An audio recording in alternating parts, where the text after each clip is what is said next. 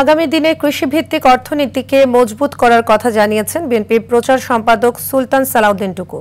দুপুরে টাঙ্গাইল সদর উপজেলার মাহমুদনগর ইউনিয়নের সারুটিয়াতে প্রান্তিক পর্যায়ে কৃষকদের সাথে মতবিনিময় শেষে তিনি কথা বলেন।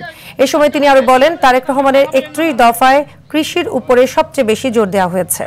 আগামীতে বিএনপি ক্ষমতায় আসলে প্রত্যেক কৃষককে ফার্মার্স কার্ড দেওয়ার কথাও জানান তিনি।